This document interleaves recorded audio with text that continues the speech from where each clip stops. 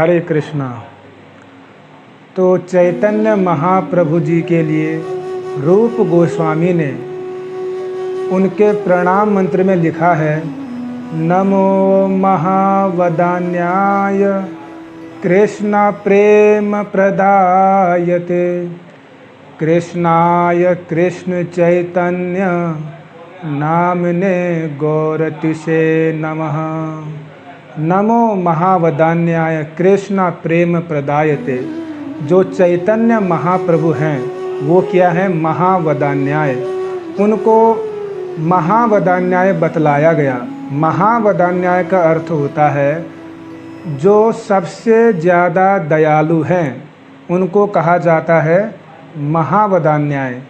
एक होते हैं दयालु, एक होते हैं परम दयालु। तो चैतन्य महाप्रभु कौन हैं? वो परम दयालु हैं, ऐसा श्रील रूप गोस्वामी वर्णन करते हैं। तो चैतन्य महाप्रभु की दया की विशेषताएं अगर हम चर्चा करने जाएं तो उनकी कई प्रकार की दया की विशेषताएं देखने को मिलती हैं। तो मुख्य रूप से हम 8 प्रकार की दया की विशेषताओं का वर्णन करेंगे। तो आज के इस वीडियो में हम उनकी प्रथम दया का वर्णन करने जा रहे हैं। तो चैतन्य महाप्रभु की जो प्रथम दया है वो ये है कि चैतन्य महाप्रभु ही एकमात्र इस जगत के जीवों को पूर्ण रूप से भक्ति का दान करने वाले हैं। अर्थात चैतन्य महाप्रभु जी के द्वारा ही जगतवासियों को मुक्त हस्त से भगवान की भक्ति का दान दिया गया। और भगवान के असंख्य अवतार हुए। राम, नरसिंह, वामन, कूर्म, वराह, दत्तात्रेय, कपिल इत्यादि भगवान के असंख्य अवतार हुए। और जितने भी भगवान के असंख्य अवतार हुए उनका कोई न कोई प्रयोजन रहा और वे अवतार अपने ही प्रयोजन तक ही सीमित रहे। जैसे नरसिंह भगवान का प्राकट्य हुआ तो उन्होंने हिरण्यकश्यपु का वध किया और प्रहलाद महाराज पर अपनी कृपा की। तो इस प्रकार वह अपने धाम को चले गए, यानी हिरण्यकश्यपु का वध किया और अपने धाम को पधारे। तो अपना प्रयोजन यानी हिरण्यकश्यपु को मारने के उद्देश्य से वो अवतरित हुए और वापस अपने धाम को चले गए। ऐसे ही भगवान कपिल, उन्होंने भी केवल सांख्य दर्शन का ही उपदेश दिया। और राम भी जो हैं, राम ने जगत जीवों को अपनी ओर आकर्षित तो किया, भगवान कृष्ण ने भी जगतवासियों को अपनी ओर आकर्षित किया, अपनी भक्ति की ओर आकर्षित किया।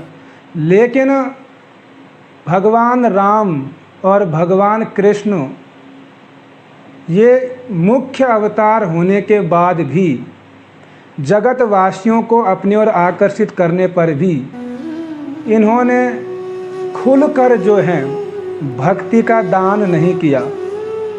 यहाँ तक कि जब इनके ही निज जन भगवान राम जी से भक्ति का वरदान मांगते हैं तो लोमस ऋषि, कागभुसुंडी इत्यादि जो भगवान राम जी के महान भक्त हैं, जब राम जी ने कागभुसुंडी से कहा कि आप वर मांगिए, और तब कागभुसुंडी जी ने कहा कि मुझे जो है, हे राम जी, हे मेरे प्राणनाथ, हे मेरे स्वामी, आप मुझे यदि वर देना ही चाहते हो तो आप क्या करो, मुझे अपनी अहेतु की भक्ति प्रदान कीजिए। तब राम ने कहा कि आप मुक्ति मांग लो, स्वर्ग का सुख मांग लो, इस संसार की वैभव मांग लो, अष्ट सिद्धियां नवनिधि मांग लो, लेकिन भक्ति मत मांगो। तो काकभूषुंडी जी ने जैसे तैसे इन सब वरदानों को, इन सब प्रलोभनों को छोड़ दिया और राम जी से उनकी भक्ति का वरदान मांगा।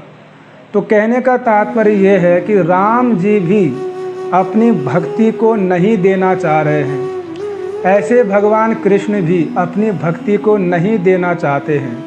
इसीलिए चैतन्य चरितामृत में वर्णन आता है, कृष्ण यदि छूटे भक्ते भुक्ति मुक्ति दिया, कभु प्रेम भक्ति ना देना, राखे न लुकाइया। अर्थात कृष्ण भी जो है भक्ति देने में क्या है, कंजूस हैं। यदि कोई कृष्ण से भक्ति चाहता है तो कृष्ण उनको मुक्ति दे देते हैं, लेकिन अपनी भक्ति को नहीं देना चाहते हैं, अपनी भक्ति को हमेशा छुपा के रखते हैं। लेकिन चैतन्य महाप्रभु की दया देखिए, वो परम करुण, परम दयालु हैं। उन्होंने पापी, अपराधी, पतित जीवात्माओं को भी भगवान के अहेतु की भक्ति का दान किया है। ये चैतन्य महाप्रभु की प्रथम दान की विशेषता है।